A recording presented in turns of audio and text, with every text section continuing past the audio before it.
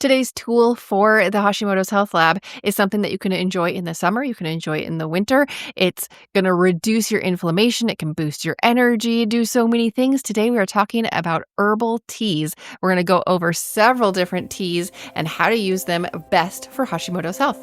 Welcome to the Health with Hashimoto's podcast. Our summer series is the Hashimoto's Health Lab. This series is going to be 10-minute episodes. Every week, we'll talk about a specific tool or practice. We're going to cover everything from environmental detox to stress reduction, energy boosters, biohacks, and all of it is going to be designed to give you tools for better health with Hashimoto's. I'm your host, Esther Youngkin. I'm a registered nurse helping women uncover their root causes and regain energy. So these episodes are going to be short. If you are ready for a deeper transformation, check out the Holistic Hashimoto's course. It will help you identify your unique triggers and root causes so that you can focus your own energy on what really matters for your health. Are you ready to explore a new strategy for thriving with Hashimoto's? Let's dive in. This is the Hashimoto's Health Lab. What do you think of when you hear herbal tea? For me, I assume that herbal tea is anything that's not black, green, or white tea. And when I looked it up for this episode, I'm like, I should kind of know the official definition. Is true. That is what herbal teas are. Herbal teas are infusions made from herbs, spices, or plants that are not true tea, which is the black, green, and white that are derived from the actual tea plant. And the black, green, and white, I think oolong is also one. It's just dependent on like when the leaves are picked, like where they're picked, how they're dried, things like that. So herbal teas are not the actual true tea. And they are relevant for Hashimoto's. I picked them for this series because they are a gentle and natural way to support your health. And that is what we want, right? We want gentle, we want natural, we want simple, we want sustainable, and gentle and natural really, tie into simple and sustainable. So why is this relevant for Hashimoto's? Like, what benefits are you going to see? Well, some of the teas, now different teas are going to have different properties. So some of the teas are going to reduce inflammation. We really want to reduce inflammation if you're dealing with anything autoimmune, because when you have a lot of inflammation, that is what causes one of the big things that causes your immune system to become overreactive and start attacking things that it shouldn't, like your thyroid. When your immune system is dealing with all of this inflammation and when it's always on alert, sometimes it misfires, and we want to calm that down. Herbal teas can also support digestion. If you have gone through the Holistic Hashimoto's program, you know that digestion is huge. It is one of the things that we absolutely need to work on. It is both a root cause and it is a symptom when you have Hashimoto's. So everybody with an autoimmune condition has three things. You have a genetic component. You can't change your genes. You can't change where you came from, but you can use nutrigenomics and other things to determine how your genes express. We talk about that in the Holistic Hashimoto's program as well. And everybody with an autoimmune condition also has a gut component. So you want to support your digestion. Also, a symptom of Hashimoto's can be constipation. And so again, we can use herbal teas for some of the symptoms of Hashimoto's. We also can use herbal teas to promote relaxation and better sleep. Now, these two things are both, again, a root cause and a symptom. So if you have Hashimoto's, what is one of the primary complaints that I hear? Fatigue. So exhausted, bone tired, can't function. Like you're so you don't have any energy. Well, herbal teas can help with relaxation and can help you get better sleep. And sometimes you feel like you could sleep for, 20 hours and wake up and still be exhausted. We want also to boost energy, and some herbal teas help with that. So let's talk first about how to choose the right herbal tea. And then I'll go through a list of maybe 10 different types of tea or 10 different types of herbs that you could turn into teas so that you can figure out which ones to pick. So how to choose the correct or the best herbal tea for you. Number one, this might go without saying, pick one that you're actually going to drink. I don't know how many teas I have purchased because I read the benefits and I was like, "Oh, this sounds amazing." And I steeped bag or brewed some loose leaves. And I'm like, "Oh my goodness, this is disgusting." And I never made it again. So know your own flavor preferences and kind of go in that direction, especially if you're just starting out.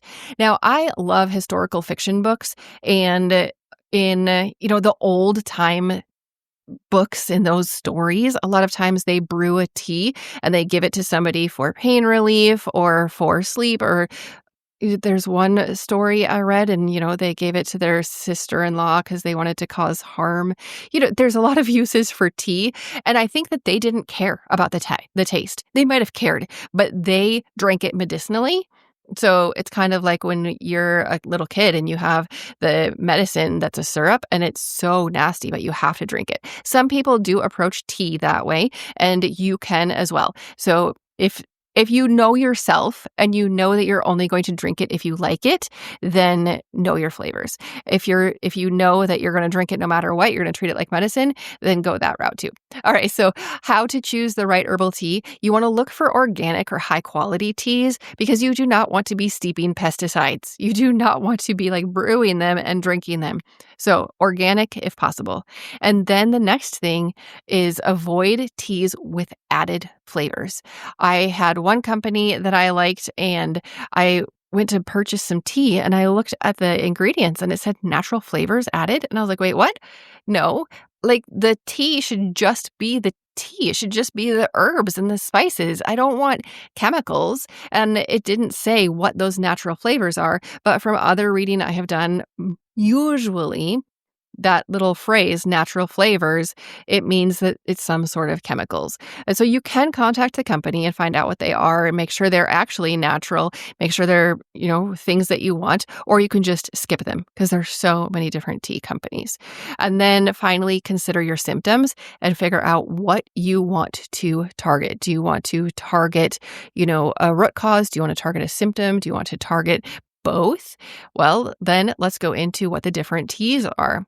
Chamomile. I've talked about chamomile before because chamomile, it calms inflammation, it promotes better sleep, it reduces stress. And in a previous episode, I talked about how it actually changes your risk for thyroid problems. And I cannot remember what episode that was, but I do remember looking up the research and being blown away that something simple like chamomile tea every evening can be beneficial if you have Hashimoto's. Peppermint tea is another thing that can soothe digestion. It can relieve bloating, and both of those things are common with Hashimoto's. The next one is ginger. Ginger herbal tea is anti-inflammatory. It can support your digestion and it can boost circulation.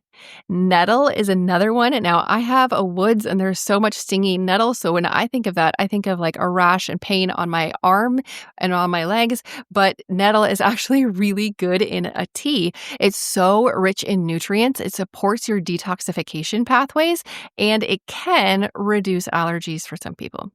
Dandelion root. Now, this is something where you want to buy organic. If you're going to go dig your own, you want to make sure that nothing has been sprayed, that it's clean. But dandelion root can support your liver detox as well. It can also aid in digestion.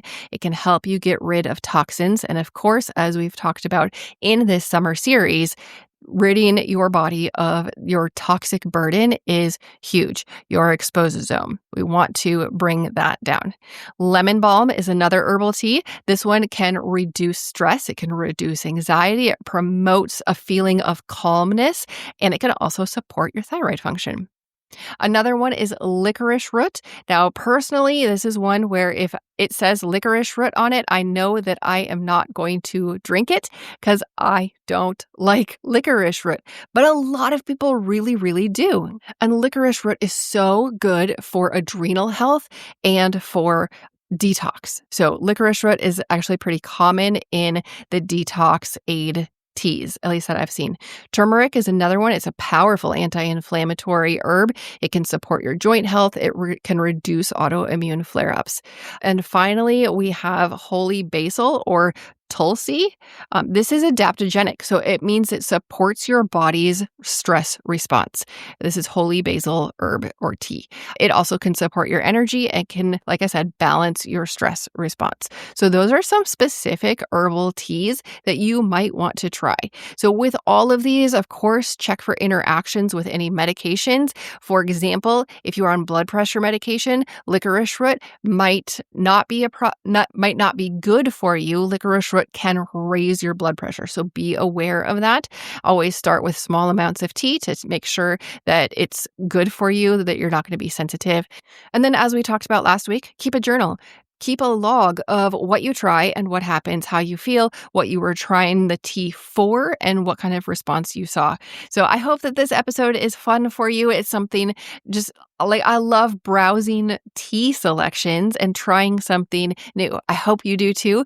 Pop over to our Health with Hashimoto's community over on school.com and start a discussion about your favorite tea. And do you like it hot and do you like it iced? Like, how do you like your tea? Let's share with others so that we can all benefit and have better health with Hashimoto's.